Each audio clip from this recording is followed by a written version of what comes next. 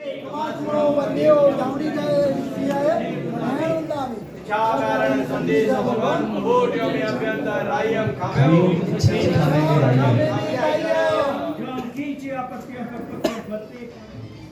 पंचन मुखारो सव्वपावपणाशनो मंगलानंच सव्वे सिंबड़मं हवै मंगलम् ऐसो मंगल निलो भवविलो सहल संग सुहजनो श्रीनमुखार महामंतो चिंतिय मित्तो सुहम दे जय जग जीव जोनि वियानो जग गुरु जग आनंदो जगना हो जगबंधु जय जय प्रिया महोदय जय सुवानम प्रभो तीर्थराणम अपेक्षितो जय जय गुरु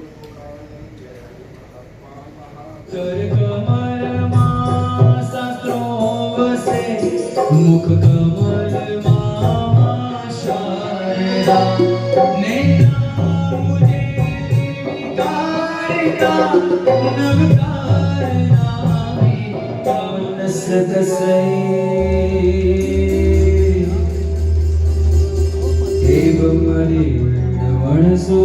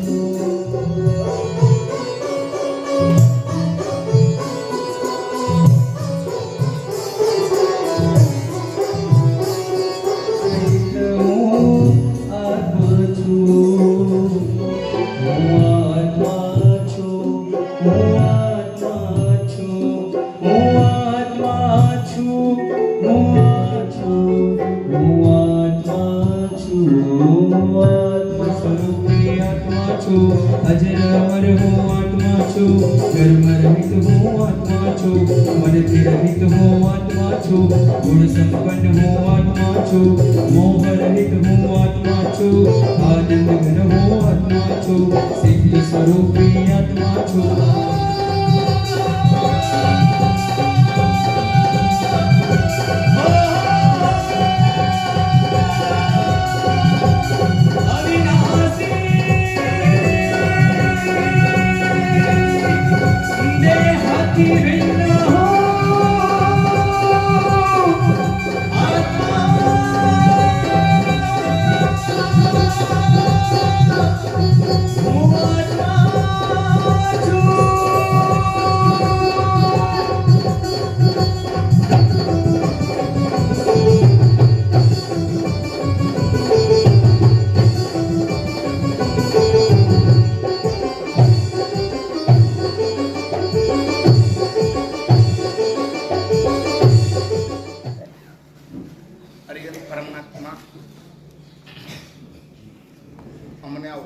करे કે દેહથી ભિન્ન તું આત્મા છે,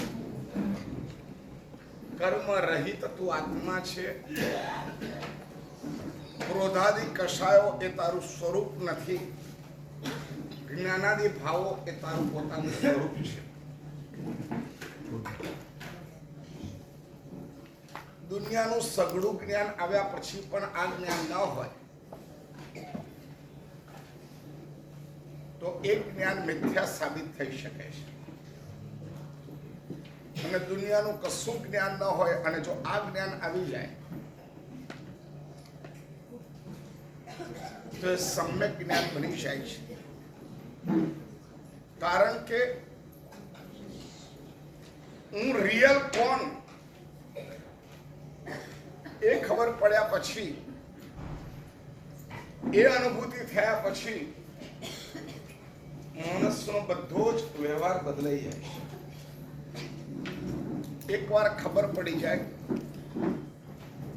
ગઈકાલે વાત કરી હતી ને, રાજકુમારને ખબર પડી જાય કે હું એનો રાજા છું, પછી એ રાજકુમાર 4 કરોડના એના માદેડિયામાં રહેલા રત્નો મંત્રીશ્વર એવું કે ક્યાં તો રાજ્ય લે, ક્યાં તો આ રત્નો લે. રત્ન મને આપી લે તો રાજ્ય તારું, ક્યાં તો રાજ્ય મારું અને રત્ન તારા. તો ચોઈસ કોની કરે? રાજ્ય. રાજ્ય છે તો રત્નો તો મળી જ રહેશે. એવી જ રીતના જેની પાસે આત્માની સાચી ઓળખ થઈ ગઈ છે, એનો પ્રયાસ એક જ રહેશે, આત્મા કર્મથી ભિન્ન કેવી રીતના થાય.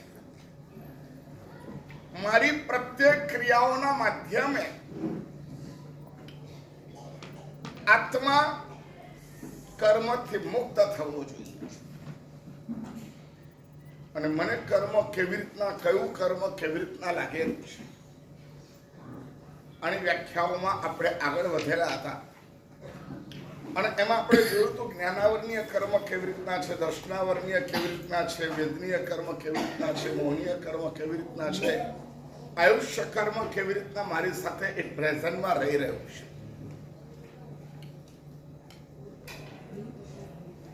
અને એમ કરતા કરતા કરતા આપણે પ્રતિ સમય 8 કર્મ ભોગવીએ છીએ અને 7 થી 8 કર્મ બાંધીએ છીએ. આ અમારી થનારી પ્રતિપલની વ્યવસ્થા છે. આપણે બેઠા છીએ, કશું વિચારીએ છીએ, ખાઈએ છીએ, પીએ છીએ, પણ અમારું હાર્ટનું પમ્પિંગ તો ચાલુ જ છે. એ કેટલું ચાલુ છે એના માટે આપણે ઉપયોગ મૂકવો પડે છે. અમારા શરીરમાં બ્લડ એ પમ્પિંગના માધ્યમે બ્લડ પણ બધે પહોંચે છે. છેક માથાથી લઈને પગ સુધી બધી જગ્યાએ બ્લડનું સર્ક્યુલેશન બરાબર ચાલે છે. એ સર્ક્યુલેશનનો આધાર કોણ છે? હાર્ટ છે, હાર્ટનું પમ્પિંગ. એવી રીતના આત્માનું પણ સ્પંદન કહેવાય છે. આત્માના સ્પંદનમાં જ્યારે આમ કરે ત્યારે કર્મ બાંધે છે ને આમ કરે ત્યારે છોડે છે. આમ બાંધે છે ત્યારે 7 થી 8 કર્મ છે અને છોડે છે તે વખતે 8 થી 8 કર્મ. અમે અત્યારે 8 થી 8 કર્મ ભોગવી રહ્યા છીએ. હું પોતે જ્ઞાનાવરણીય કર્મને અત્યારે ભોગવું છું, વેદું છું. તત્વજ્ઞાની પુરુષો ધ્યાનમાં બેસીને એ જ્ઞાનાવરણીય કર્મ કેવી રીતના ભોગવું છું. અત્યારે મને આંખ બંધ કરું તો કશું દેખાતું નથી. મને ભણેલો છું એ પણ કેટલુંક યાદ નથી. એ બધું શું છે? જ્ઞાનાવરણીય કર્મ. આ દિવાલની બહાર મને દેખાતું નથી, આંખ બંધ કરું તો દેખાતું નથી. આ કયો કર્મનો ઉદય? કહેવાના થાય ને પછી આંખ બંધ થઈ ગયા તો પણ દેખાય. કહેવાનાને ઊંઘ આવે? ના આવે. થાક લાગે કે નહીં? શરીર હોય તો ને થાક લાગે કે ના લાગે? શરીર છે તો એને થાક લાગે કે ના લાગે?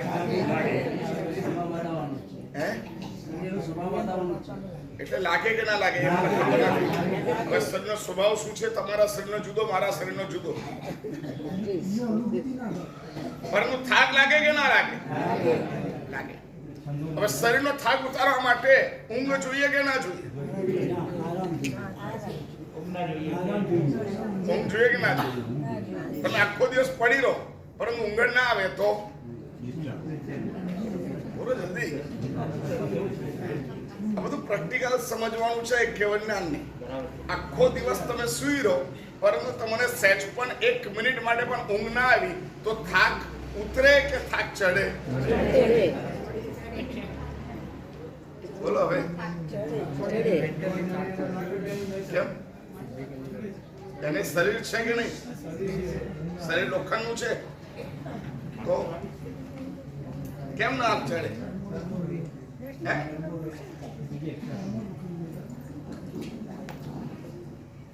બોલો ભાઈ બોલો. ડિસ્કસ કામની છે. સંજ્ઞાન ભાગ ભજવે એમાં અલા જેવું સંજ્ઞાન એવું કામ, જેવું કામ એવો થાક. એવા સંજ્ઞાન વાળા તે વખતે ઘણા બધા હોય ને. તે બધાને કામ કરે, થાક લાગે એટલે ઊંઘ આવે, અને ઊંઘે એટલે થાક. પડી રહેવાથી થાક નથી ઉતરતો. ઘસઘસાટ જો 20 મિનિટ ઊંઘ આવી જાય તો માણસ ફેરસ થાય, અને પડખા ફેરવતી આખી રાત જાય તો પણ થાક ના ઉતરે. ઉડતી ફરિયાદ થાય કાલે આખી રાત યાર ઊંઘ જ ના આવી. પણ ઊંઘ્યો તો તું 9 વાગ્યાનો ઊંઘ્યો તો સવારના 8 વાગે ઉઠ્યો, પણ ઊંઘ જ નથી આવી ને. તો કેવલ જ્ઞાની ભગવાન એને શરીર હોય કે ના હોય? શરીર હોય તો થાક હોય કે ના હોય?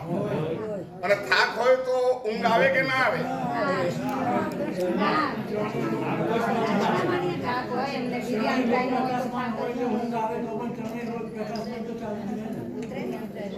તમને સીધું ઊંઘ આવે કે ના આવે? ઊંઘ ના આવે. થાક કેવી રીતના ઉતરે? સ્વરૂપ સાથે જોડાઈ જાય સાહેબ. સ્વરૂપ સાથે જોડાઈ જાય, આત્મા સાથે જોડાઈ જાય. સ્વરૂપ સાથે જેટલું જોડાવાતું એટલું જ જોડાય ને. સિદ્ધ થોડી છે. નામ કર્મ છે એટલે શરીર સાથે જોડાયેલા છે, અને જેટલા શરીર સાથે આપણે જોડાયેલા હોઈએ એટલા સ્વરૂપ સાથે જોડાઈ શકીએ જ નહીં. સિદ્ધ પરમાત્મા સ્વરૂપ સાથે જે જોડાયેલા છે, જ્ઞાની ભગવાન તો એવી રીતના સ્વરૂપ સાથે જોડાઈ શકતા નથી.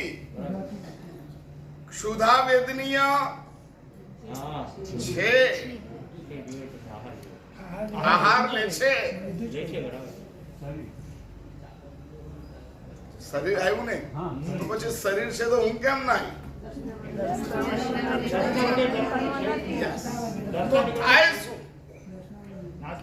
તો પછી શરીરનો થાક એ કેવી રીતના ઉતારે? આ બધી વાતો ભગવાન પાસે બેસીને કરો.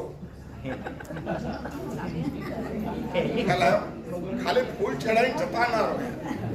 ભગવાન તમને થાક લાગે 2-3 કલાકની દેશના આપો, પછી થાક લાગે તો તમને ઊંઘ આવે કે ના આવે? ને તમને ઊંઘ ના આવે તો થાક ઉતરે કેવી રીતના? આ પ્રભુને પૂછવામાં આવે, પરમાત્માને કહેવામાં આવે. પરમાત્મા ત્યારે એવું કે નામ કર્મ તમારી પાસે હોય અને દર્શનાવર્ણીય કર્મનો ક્ષોભસમ થયેલો હોય તો તમને થાક લાગ્યા પછી પણ ઊંઘ બહુ ઓછી જોઈએ, અને દર્શનાવર્ણીય કર્મનો સંપૂર્ણ ક્ષય થઈ ગયો હોય તો તમારે ઊંઘની આવશ્યકતા નથી. શરીરનો થાક એ રીતનો જ લાગે કે એને ઊંઘની આવશ્યકતા ન પડે. એટલે ઊંઘ છોડીને એ કઈ દશામાં હોય? ઉજાગર દશામાં. ઉજાગર એટલે જાગ્રત દશા. કારણ કે સામે બધું દેખાય જ. બહુ મુશ્કેલ છે. આપણે ન જુઓ તો પણ જોવું જ પડે કે તમે ખસેડી ના શકો. એવો રેડિયો આવે કે તમારે સાંભળવો જ પડે, એવું ટીવી આવે કે તમારે જોવું જ પડે, તમે બંધ જ ના કરી શકો. એવો રેડિયો કયો? બોલો ને. લગન કરે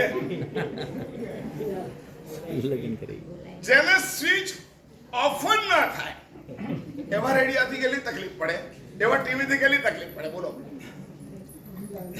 જે ગાડીમાં બેઠા ગાડી ચાલુ થઈ બંધ થાય જ નહીં, એવી ગાડી મળી જાય તો કેવી હાલત થાય? ભગવાનની કેવી હાલત થાય? કેવળ જ્ઞાન થયા પછી કેમ ના થાય? જ્ઞાતા દ્રષ્ટા કેમ ના થાય? જ્ઞાતા દ્રષ્ટા હોય તું કારણ બોલ. ઉપયોગ ન મૂકવાનો હોય, કેવળ જ્ઞાનમાં ઉપયોગ જ ન હોય, પ્રતિક્ષણ ચાલુ જ હોય. એને no brake, no accelerator, no off. Off પણ ના થાય, એક્સિલેટર વધે પણ નહીં, ઘટે પણ નહીં, બસ ચાલુ ને ચાલુ રહે. તો હવે હાલત શું થાય?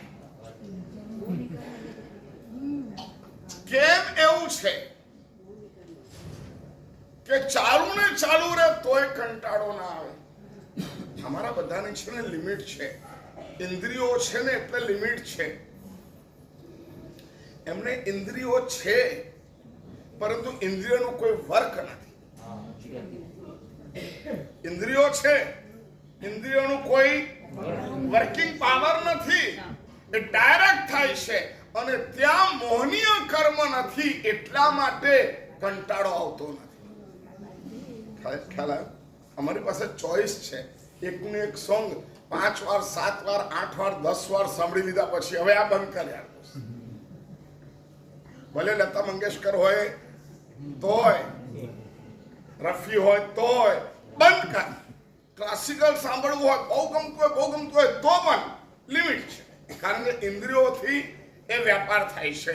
ઇન્દ્રિયો એની શક્તિ લિમિટેડ છે, એટલા માટે ત્યાં થાક લાગે છે. તમે ઇન્દ્રિયોના પાવરથી કામ કરો તો થાક લાગે, ઇન્દ્રિયના પાવર વગર કામ કરો તો થાક ન લાગે. સમજ પડી? થાક ક્યારે લાગે? ઇન્દ્રિયોના વ્યાપારથી કામ કરો તો થાક લાગે. ઇન્દ્રિયોના વ્યાપાર નો હોય, ઇન્દ્રિયો સાયલેન્સ. કેવળ જ્ઞાની ભગવંતની આંખો સાયલેન્સ છે. જે જુએ છે કેવળ દર્શનથી જુએ છે, કેવળ જ્ઞાન છે. મગજ કામ નથી કરતું, આંખ કામ નથી કરતી.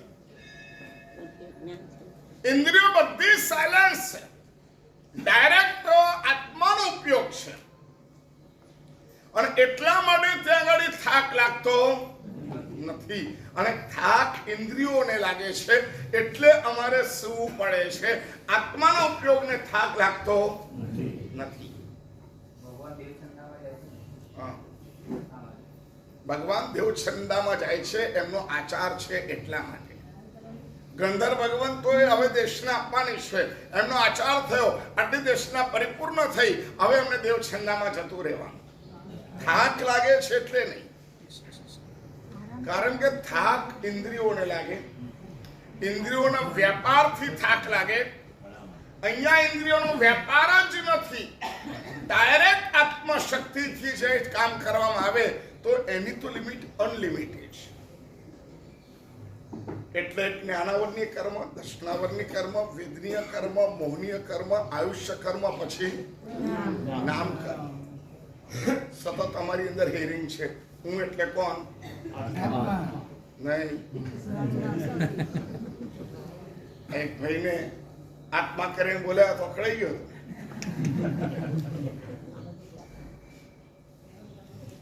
આપણે આત્મા કોને કહીએ?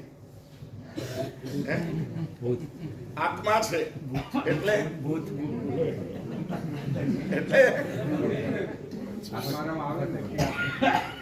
આત્મા એ મને યાદ ઓછું છે.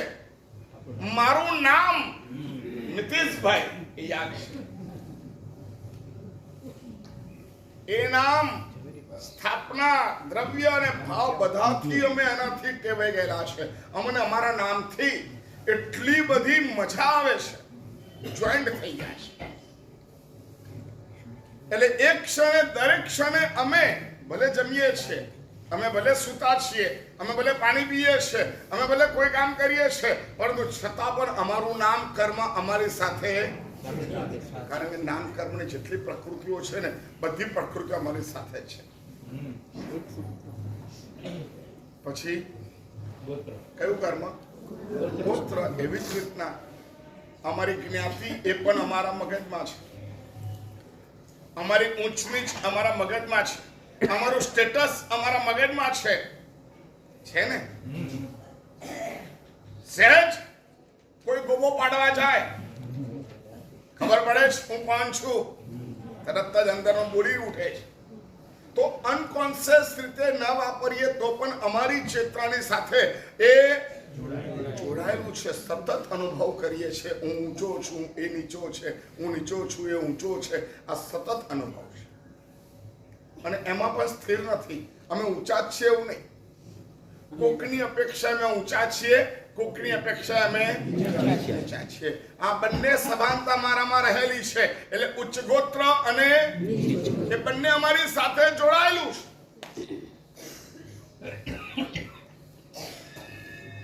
પાસે વાળો થોડો હીન હોય તો આપણે આમ બેસીએ અને આવનારો પાછો ચડિયાતો હોય એમ કરીને તરત ખસી જાય. એક સાથે બંને ભાવ અમારી સાથે રહેલા છે. ગોત્ર અને અંતરાય સતત અમારી સાથે જોડાયેલું છે. જેટલો લાભ થવો જોઈએ અમને થતો નથી, ઓછો થાય. જોઈએ એના કરતા અત્યારે જેટલો પવન જોઈએ એટલો મળે છે. થોડી ગરમી લાગે છે ને? કયા કરવાનો ઉદય બોલો?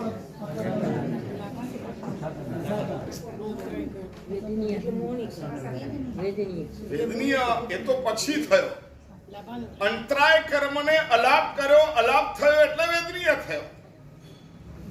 અત્યારે સરસ મજાની ઠંડી લહેર આવે આમ એટલે એને અસર કોને કરી? વેદનીય કર્મને. વેદનીય કર્મને અસર કરી. ગમી કોને? મોહનીય કર્મને. મોહનીય કર્મને ગમી અને એટલા માટે ઠંડક થઈ. આ બધું થવા માંડ્યું, એ ગમ્યું એટલે ધીરે રહીને ઊંઘ આવવા માંડી. એટલે કયું કર્મ આવ્યું? જોજો કાલે ટ્રાય કરીએ. લાઈવ કુમારને આહવાન કરીને આવું પછી જો આમ ઠંડો ઠંડો પવન આવતો રહે તો મહારાજ સાહેબ બોલતા રહે. આમ ગરમી ગરમી લાગતું હોય ને એમાં પછી એકદમ ઠંડો પવન આવે ને એટલે અરે મહારાજ સાહેબ પછી 3:30 ઉઠ્યા, 4 વાગે ઉઠ્યા છે એટલે ઊંઘ આવી. ભાઈ ગરમી હતી કેમ નથી આવતી? હેલો, આ કામ કોને કર્યું? અલાપ અંતરાય કર્મ દ્વારા તમને અછત થઈ. અછત થઈ ત્યાર પછી શું થયું? ગરમી લાવી, અશાત વેદની થઈ અને તમને લાભ થયો. લાભાંતરાય કર્મનો ક્ષોભસમ થાય એટલે તમને લાભ થાય. શું થાય? ખુરશી મળી રહે, રિઝર્વેશનમાં મળી રહે. કયા કર્મનો ક્ષોભસમ હોય તો બોલો જલ્દી? લાભાંતરાય કર્મનો ક્ષોભસમ હોય તમારું રિઝર્વેશન કાયમ રહે. પ્રતિ સમયે અમે 8 કર્મને ભોગવીએ છીએ. છે ને? ભોગવીએ છે ને? અને પ્રતિ ક્ષણે અમે 7 થી 8 કર્મ બાંધીએ છીએ. આ અમારી રિયલ ઇફેક્ટ છે. એટલે પ્રતિ ક્ષણે અમારે વિચાર કરવો જોઈએ અત્યારે કયા કર્મ ને હું ઉદયમાં લાવી રહ્યો છું, હું ભોગવી રહ્યો છું. હવે એમાં જેટલો રસોદય તમે ઓછો કરો એટલો બંધાય ઓછો. એટલે એમાં જેટલો રસ પેદા ઓછો કરો. આવેલા કર્મના ઉદયમાં જેટલો રસ ઓછો કરો એટલા નવા કર્મ બંધાય ઓછા. ઓછા બંધાય. ન બંધાય એવું તો બનવાનું નથી. કર્મ તો બંધાતા જ રહેવાના, પરંતુ રસ ઓછો. આપણે જોયું બાજુમાં કંઈક ચાલી રહ્યું છે, આપણે આપણું કામ કરો. આ શું કર્યું તમે? જેટલા તમે નિમિત્તોને ઇગ્નોર કરો, કર્મના બંધના નિમિત્તોને ઇગ્નોર કરો એટલા કર્મના બંધ તમે ઓછા કરો. ઇગ્નોર કર્યા પછી પણ જે કર્મ તમારી પાસે આવીને ઊભું છે એની અંદર તમે ઇન્વોલ્વમેન્ટ ઓછા થાવ. હવે યાર એક આસનું છે, જમવાનું આવ્યું છે, રૂટિન છે, જમી લઉં છું. પછી મેં નક્કી કર્યું આજના જમવાની વાત પછી હું નહીં કરું.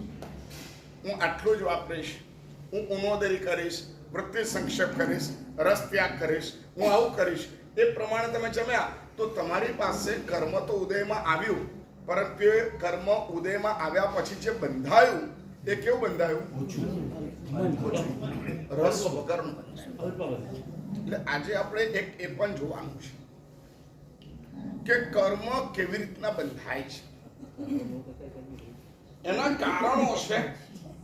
જ્યારે પણ તમે કર્મ બાંધો તે વખતે એક સાથે 4 વસ્તુ નક્કી થાય છે. જ્યારે તમે કર્મ બાંધો ત્યારે એક સાથે 4 વસ્તુ નક્કી થાય છે અને 4 ના નામ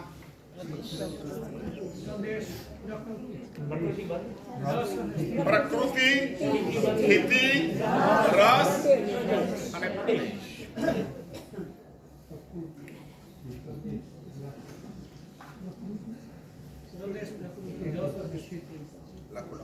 કર્મ પ્રતિક્ષણ ઉદયમાં આવે છે. આમ ઇફેક્ટ ઉભી કરે. આ 12 એનું પોતાનું સ્વરૂપ બતાવે. અહીંયા શું હોય છે ખબર છે? કાર્બન વર્ગણાઓ હોય છે. ઝીણી કાર્બન વર્ગણા છે. આ પણ આપણે સમજવાનું છે. ઓલરેડી 8 વર્ગણા છે. આ વિશ્વમાં 14 રાજલોકમાં વર્ગણા કેટલી છે? 8 વર્ગણા છે. એમાં આ ધીરે ધીરે બધી કાર્બન વર્ગના કહેવાય. આ મિક્સ છે. આમાં જ્ઞાનાવર્ણીય છે, દર્શનાવર્ણીય છે, વેદનીય છે, મોહનીય છે, આયુષ્ય છે. એને જ પર્ટિક્યુલર દાબે એવી કાર્બન વર્ગનાઓ છે. તો આ કર્મ શું કરે? અહીંયા ઉદયમાં આવે એટલે અહીંયા ઢંકાઈ ગયું. ખ્યાલ આવ્યો? હવે બહાર નીકળીને શું કરે? આમ પકડે અને પછી અહીંયા સપ્લાય કરે. ખ્યાલ આવી ગયો તમને? અમારા કર્મો સ્વયં બહાર આવે. જ્ઞાનાવરની જેમ અત્યારે આપણે ઉદયમાં આયા કહેવાય. એટલે કે અત્યારે ઉદયમાં છે.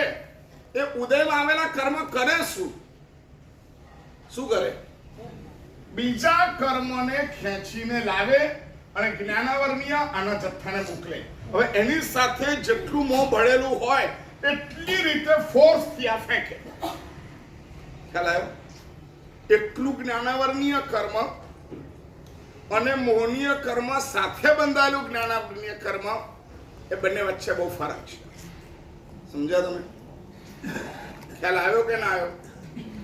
જ્ઞાનાવર્ણીય કર્મ અમે જ્યારે બાંધીએ એટલે અત્યારે અમે બેઠા છીએ.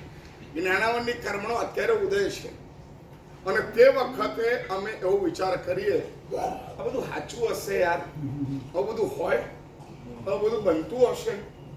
ખ્યાલ આવ્યો? એક આ રીતનો વિચાર છે. અને એક કેવો વિચાર છે ખબર છે? આવું થાય છે, આવું હોય, આ બધું ખબર જ નથી. ખ્યાલ આવ્યો? આવું હોય. આ બંને વિચારોમાં કોઈ ડિફરન્ટ છે? પહેલા વિચારમાં શું છે?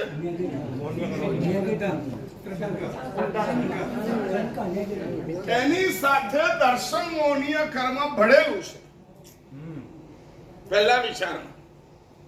અને બીજા વિચારમાં શું છે? ખાલી જ્ઞાનાવર્ણીય કર્મ છે. સારું, કેવી અદ્ભુત આ વસ્તુઓ છે.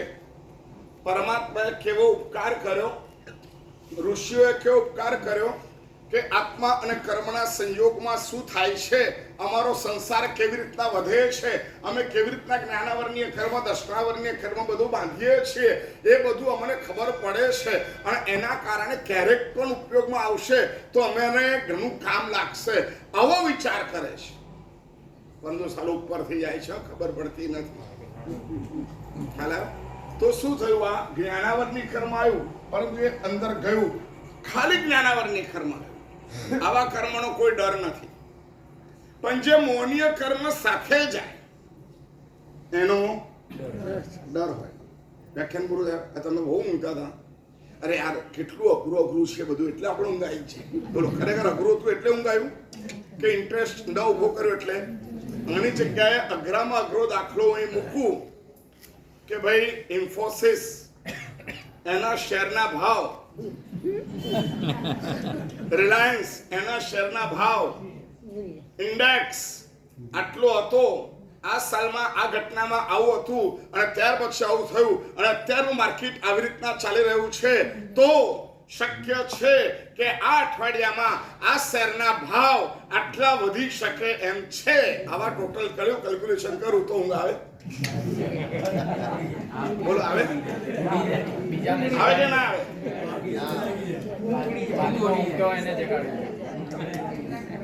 એનો મતલબ એમાં ખબર ન પડે. ના ઘણી બધી વખત શેર બજાર વાળા ઘણા લોકોને મેં જોયા છે, આમ દોડાદોડ એવી કરતા હું મને પૂછે કે બેસ તને ખબર પડે શેર બજારમાં શું હોય, કેવી રીતના શું ચાલે છે, તને ખબર છે? અને પહેલું જ પૂછીએ ને શેર બજારમાં ગેંડો કેમ છે? શેર બજારનું પ્રતીક શું છે? ગેંડો કેમ છે એને પૂછીએ ને. હે આ આખલો કેમ છે એ ખબર ન હોય. કેટલી કંપનીઓ છે, એના કયા શેર છે, કે કયા કારણસર કયા શેરના ભાવ ઊંચા નીચા થાય છે, કારણ શું, એની કશી ગતાગમ ન હોય તો પણ એ છે ને હોશિયારી તો બહુ મારતો ખ્યાલ આવે કેમ? એને એવું છે શેર બજાર એટલે આમ તેમ કરીને ગમે તેમ કરીને રૂપિયા ખૂબ કમાઈ લેવાય. તો આવું એક છે. હવે અહીંયા ને કેમ ઊંઘાઈ ગઈ? અરે બહુ અઘરું હોય યાર બધું. આ મારા સાહેબ બોલે આપણે તો ઠીક છે, જઈએ છે, બેસીએ, સમય થઈ જાય અને કદાચ કઈ સમજણ પડી જાય તો સારું, ન પડે તો નુકસાન હું જ. સમજણ ન પડે તો કોઈ નુકસાન છે? બોલો ને. ન સમજણ પડે તો નુકસાન છે. આટલા ભાવો થયા તો થોડા ભાવો વધારે, શું ફરક પડે છે? એટલે આમાં થોડુંક ઇન્ટરેસ્ટ ઉભો કરશો ને તો ખરેખર બહુ મજા આવે એવી ઘટના છે કે કર્મ અહીં આવે છે, આ આત્માને લાગે છે, પરંતુ જ્ઞાનાવરણીય કર્મ ખાલી જ્ઞાનાવરણીય કર્મ આવતું હોય તો કોઈ વાંધો નથી. પણ એમાં શું થાય? અહીં આવતા આવતા મોહનીય કર્મ અંદર ભળે, દર્શનાવરણીય કર્મ ભળે, અંતરાય કર્મ ભળે, નામ કર્મ ભળે. આ બધા કર્મો ભળતા ભળતા આ ખાલી જ્ઞાનાવરણીય કર્મ અહીં આવતા આવતા અહીંયાથી આટલી પતલી હોય નદીની જેમ સમુદ્રમાં ભળે ત્યારે કેવું થઈ જાય? એકદમ મોટી થઈ જાય. આ જ્ઞાનાવરણીય કર્મ આવું થઈને જાય એટલે અહીંયા નાનકડા ગુને પણ આખો દબાવી જાય. ખ્યાલ આવે? અમે એવું કરીએ છીએ. હા યાર, દર્શનાવરણીય કર્મનો એવો ઉદય છે કે મારે સમજવાના ટાઈમે મને ઊંઘ આવી જાય છે, સમજવાના ટાઈમે મને આવું થાય છે, આવો અફસોસ થાય. ખ્યાલ આવ્યો? તો શું થાય કે આ જ્ઞાનાવરણીય કર્મ અહીં આવ્યું, આ મોની જેવું ભળવાયું, હાટ નહીં જોઈએ તું, આગળ વધ્યો, આ ભળવાયું નહીં જોઈએ તું, આ ભળવાયો નહીં જોઈએ તું, આ પતલું ગયું અને અંદર ગયું. સમ્યક દ્રષ્ટિ કર્મોની અંદર મોહનીય કર્મને ભેળસેળ બહુ ઓછી કરે છે. આ કારણ છે. એ ઘરની બાતે સમદિઠ્ઠી જીવો જૈવી પાવમ સમાયરે કિંચી અપોસ્યુ હોય બંધો જૈનમના નિત્યમ દસમ ગુણી. કારણ એ છે કે જે કર્મ બાંધે છે એ કર્મ આત્મામાં જાય એની પહેલા ઘરની બાંધે અને બીજા બધા જે કચરાઓ હોય એને અંદર જવા ન દે. એટલા માટે એના કર્મ હલકા હોય છે અને આપણા કર્મો ભારે હોય છે. કારણ કે આપણે બધું મિક્સ થવા દઈએ. આવો આવો આવો આવો છે આટલું જ, પરંતુ થયું કેટલું? જાડું ખદ્દર થઈ. હવે અંદર ગયા પછી એ વિપાકથી ઉદયમાં. એટલે હવે આપણે વિચાર કરીએ છીએ કે જ્યારે જે કર્મ બંધાય, આ આત્માની અંદર કર્મ આવ્યું, અને આ કર્મ જ્યારે લાગ્યું તે વખતે 4 વસ્તુ નક્કી કરે છે. નોટ ખોલજો, બરાબર યાદ રાખજો. એમાં પહેલી વસ્તુ છે પ્રકૃતિ. નંબર 1. બીજું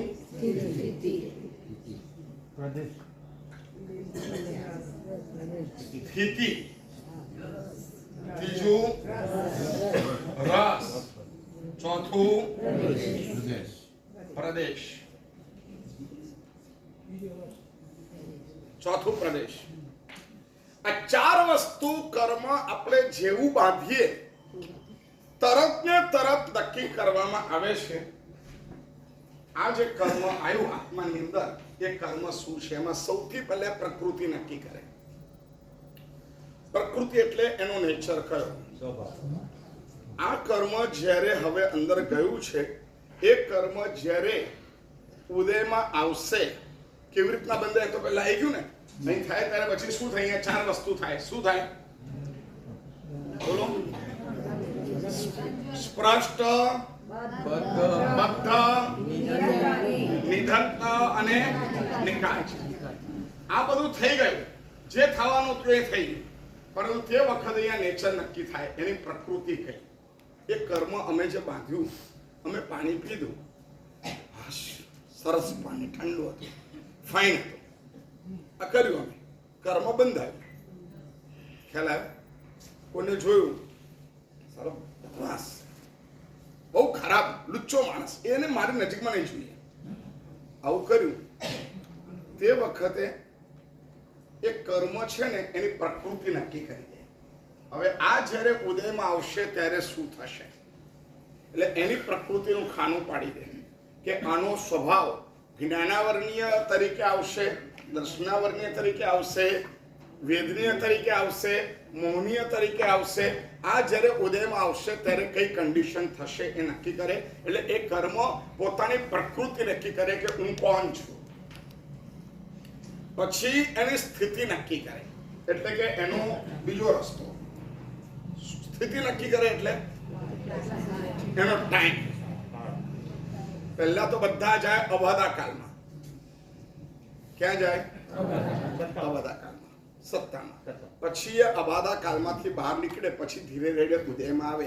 એની વચ્ચે જે પ્રક્રિયા થવી જોઈએ, પરિવર્તન, ઉદ્વર્તન, આ બધું થાય તો બદલાય. પરંતુ ત્યારે નક્કી કરી રાખે હું હવે આ કર્મ, આ આત્માને જેમ કે 3 કલાક માટે માથું દુખાડવાનો છું, આ નક્કી કરી દે. ક્યારે? કારણ કે તમે એને ગાળો દેવાની અંદર કેટલો ટાઈમ લીધો હતો, એવા રસથી ગાળ બોલ્યા હતા, એવી રીતના એને અકળાયા હતા, એવી રીતના એને એડિટેટ કર્યો હતો. તમે 3 સેકન્ડ કર્યો હોય તો પણ 3 કલાક થઈ શકે. તમે એને 3 મિનિટ કર્યું હોય તો 33 કલાક પણ થઈ શકે. તમને એટલો ટાઈમ થઈ શકે કે અમને મગજની ગાંઠ પણ થઈ શકે, અમને મગજનું કેન્સર પણ થઈ શકે, એક જ ગાંઠ. પરંતુ તમે એવી રીતના બોલ્યા કે એની સ્થિતિ પણ નક્કી થઈ ગઈ. અને હવે આ સ્થિતિ ગમે તેવી દવા કરશો, 6 વર્ષ સુધી આ ગાંઠ રહેવાની ને રહેવાની. નક્કી થઈ ગયું. હવે પ્રકૃતિ, પછી સ્થિતિ, ત્યાર પછી ત્રીજો પોઈન્ટ, એ જ કર્મ, એનો રસ નક્કી થાય.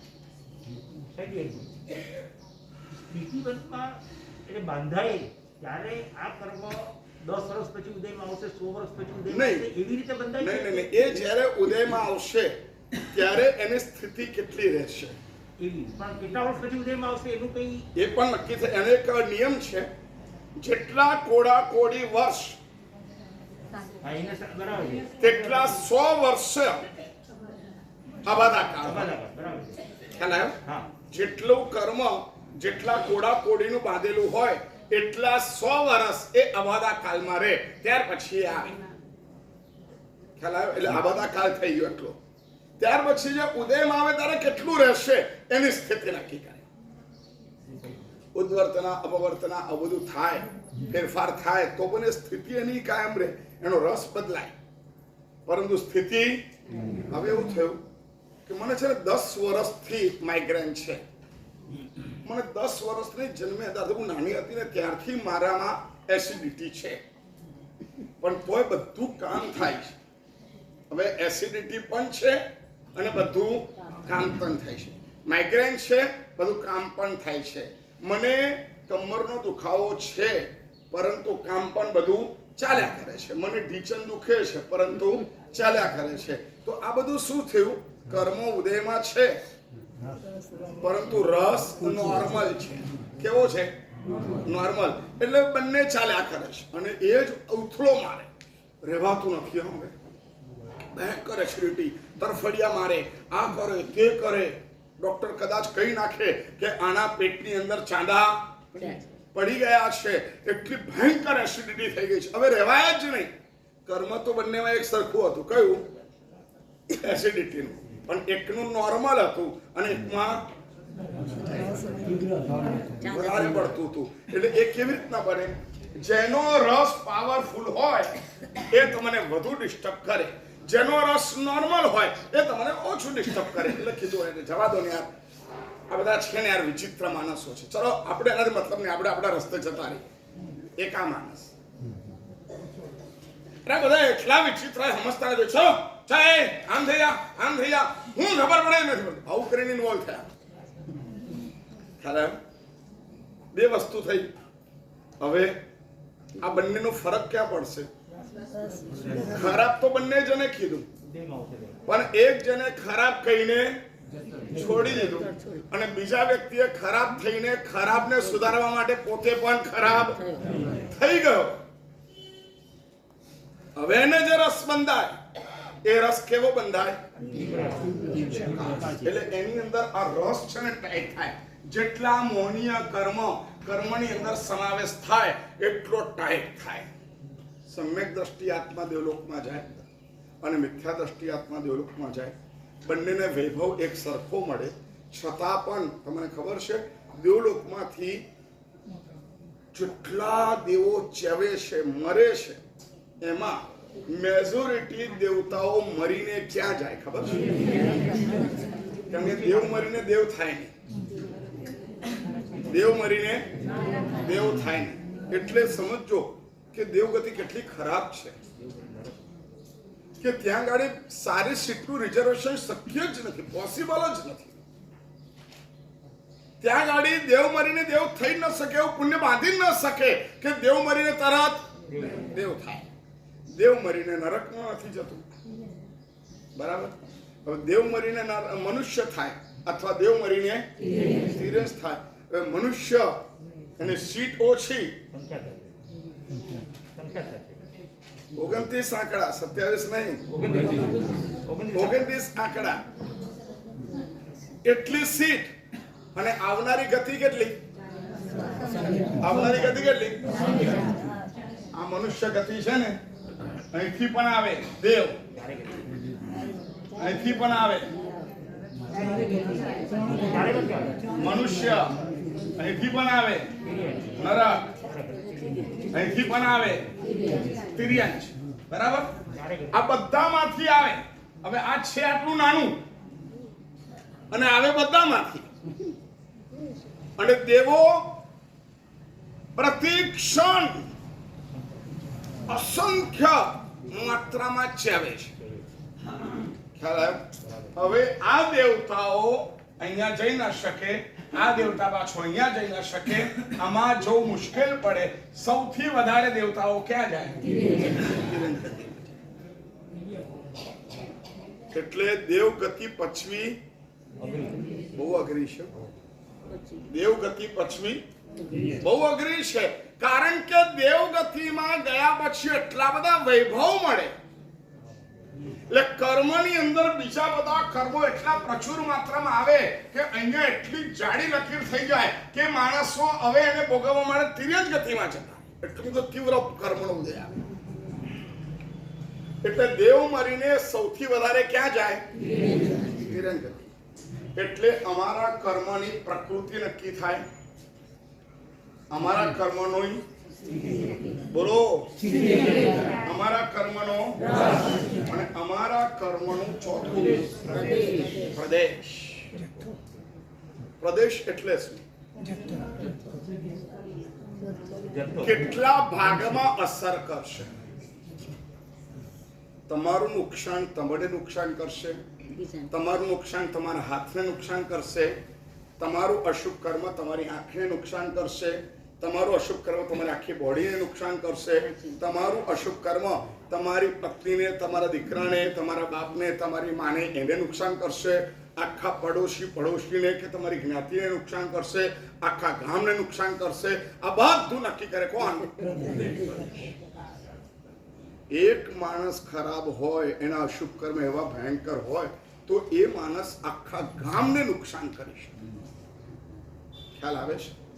આખા રાષ્ટ્રની ચેતનાને એક માણસ જગવી શકતો હોય તો આખી રાષ્ટ્રની ચેતનાને એક વ્યક્તિ મારી પણ શકતો હોય.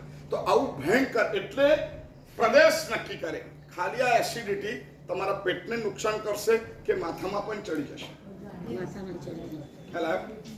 આ પ્રદેશ નક્કી કરે કેટલી ક્વોન્ટિટીમાં છે, કેવી ક્વોલિટીનો છે અને કેટલા સંખ્યામાં છે, એના આધારે આ બધું નક્કી થાય. એટલે જ્યારે અમે કર્મ બાંધીએ ત્યારે આ 4 વસ્તુ નક્કી થાય. શું શું?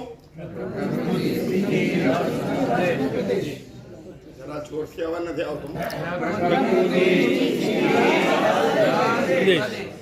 હવે આમાંથી આપણે શીખવાનું છે કે અમે જે કાંઈ ક્રિયા કરીએ છીએ એની પ્રકૃતિ એક જ નક્કી થાય કે અનેક નક્કી થાય. ખ્યાલ આવે? અમે ખાલી ખાવાની ક્રિયા કરી તો આ ખાવાની ક્રિયાથી કેટલા કર્મ બંધાય છે? 8 બંધાય છે, બરાબર.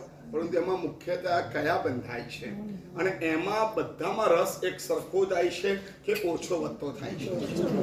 ખ્યાલ આવ્યો? ઓછો વધતો બોલો નહીં. ઘણી વાર એવું હોય ખાવાની અંદર વિચાર હોય એના કરતા વધારે વિચાર બનાવનારમાં હોય, એના કરતા વધારે વિચાર પીરસનારા ઉપર પણ ચોંટી ગયો હોય, એના કરતા વધારે વિચાર એ વેટર ઉપર પણ ગાળો દેવામાં ચોંટી ગયો હોય. સરાને કીધું આ નહીં મૂક્યું, આગળ જતો રહ્યો, આમ કર્યું તેમ કર્યું. હવે ખાતો પણ જાય અને ત્યાં ગાળો દેતો જાય. હવે ખાય પણ છે, ગાળો પણ દેતો જાય છે. મેનેજમેન્ટ પણ આવું જ છે. અરે રસોઈયા 10 વખત કીધું આમાં મીઠું વધારે નાખ કે ઓછું નાખ, માનતો નથી. આ બધું તમે જ્યારે ખાવ છો દરેક સાથે આવે છે. તમે કેટલા કર્મ બંધાય છે, એની પ્રકૃતિ કઈ થાય છે, એની સ્થિતિ કઈ થાય છે, રસ કેવો બને છે અને એનો આ બધું નક્કી થાય છે. અલ્ટિમેટ આપણે આ બધું ધીરે ધીરે વિચારણા કરીને અને પ્રેક્ટિકલ સ્વરૂપ પર લાવીને આપણે જોઈશું કે આપણે જ્યારે કર્મ બાંધીએ છીએ ત્યારે કઈ ક્વોન્ટિટીમાં નક્કી કરવામાં આવે છે. આજે દરેક સમુદાયના અહીંયા પધાર્યા અને એના માધ્યમે આયુર્વેદિક ટ્રીટમેન્ટને એક નવી જાતની બઢાવો આપીને નવી જાતની આખી પદ્ધતિ વિકસિત કરીને એ આયુર્વેદના માધ્યમે સાધુ સાધી ભગવંતોને દોષ અલ્પ લાગે, એલોપેથી કરતાં આયુર્વેદમાં દોષ ઘણો ઓછો લાગે અને એમનું આરોગ્ય સારું થાય એવા ભાવ સાથે અહીંયા સરસ ટ્રીટમેન્ટ ચાલી રહી છે. ત્યાં આગળ મંગલાચરણ કરશું. વરિષ્ઠ પુણ્યવાનોને ખાસ આગમ મંદિર વર્ધમાન જૈન પેઢી તરફથી મને કહેવામાં આવ્યું છે સાહેબ થાય તો પ્રેરણા કરજો, કારણ કે 1845 જેટલા સાધુ સાધી ભગવંતો આયુર્વેદિક ટ્રીટમેન્ટ અહીંયા લઈ રહ્યા છે અને અનવર ખાન ડૉક્ટર છે, અહીંયા ફાલ્ગુનીબેન કરીને પણ એક ડૉક્ટર છે, હેતલબેન બધું સંભાળે છે અને બલરામભાઈ દુબે જેવા આટલા બધા પુણ્યવાનો એ સરસ રીતે બધાની ટ્રીટમેન્ટ કરે છે. આજે એને બરાબર 3 વર્ષ પરિપૂર્ણ થયા છે. તો ત્યાં મંગળાચરણ કરવા જઈશું. જેને અનુકૂળતા હોય બધા જ આવજો. અને ત્યાં ગાડી મહિનામાં 1.5 લાખ રૂપિયા 1 મહિનાનો કંઈક નકરો નક્કી કર્યો છે. એનું નામ લખવામાં આવે, 1 વર્ષ સુધી એનું નામ રહે અને એને લાભ પ્રાપ્ત થતો જાય. તો આવી સાધુ સાધી ભગવંતની આરોગ્યની અંદર જેને પણ લાભ લેવાની ભાવના હોય, ગણતરી હોય, એ પણ ત્યાં આગળ મુલાકાત કરીને જોઈ લેજો અને યથાશક્તિ લાભ લેવા માટે પ્રયાસ કરજો. ખાસ 3000 રૂપિયાની આનીની અપેક્ષા પેઢીની આપણી પાસે ઘણી વધારે છે. અંજન સલગા પ્રતિષ્ઠા મહોત્સવ પાસે વધાઈથી લઈને નવલોકાંતિક દેવોની વિનંતી સુધી બધા જ કાર્યક્રમો થશે અને ચોથા દિવસે સવારે ભવ્યાતિ ભવ્ય વર્ષદાની યાત્રા નીકળશે અને ત્યાર પછી પરમાત્માનું દીક્ષા કલ્યાણક અને મધ્યરાત્રિએ તમામ આચાર્ય ભગવંતો દ્વારા અંજન શલાકા થશે અને એ પ્રતિમાજી પાંચમના દિવસે સવારે વહેલા 7:15 વાગે જય તલેટીએ આ બાજુની સાઈડમાં જે 5 દેરી છે એમાં વચલી દેરીમાં એ પરમાત્માની ચલ પ્રતિષ્ઠા થશે. તો આ આખા મહોત્સવમાં ખાલી 3000 રૂપિયાની આની છે. અહીંથી વધુને વધુ આની થાય એવી બધાની અપેક્ષા છે. જે પણ પુણ્યવાનોએ લખાવી હોય તો એકાદ આની કરતાં વધારે લખાવજો અને જેને લખાવવાની બાકી હોય એ લખાવજો. તો આ 5 દિવસના 6-7 દિવસના મહોત્સવમાં આપણે સહયોગી બની શકીએ અને સરસ મજાનો લાભ થઈ શકે. આ બધી જ રકમ આનંદજી કલ્યાણજી પેઢીમાં આપણા તમામ આરાધકોના નામથી જશે અને ત્યાં નામ આવશે. આગમ મંદિરમાં ચતુર્માસ બિરાજમાન આરાધકો તરફથી આ લાભ લેવામાં આવ્યો છે. 108 આની ઉપર આવું નામ છે. સાથે મહોત્સવના મુખ્ય લાભાર્થી તરીકે પણ 2.5 લાખ રૂપિયાની અંદર યોજના છે, એમાં પણ આપણું નામ છે. તો આ બધામાં આપણે સંમિલિત થવા માટેનો પ્રયાસ કરીએ.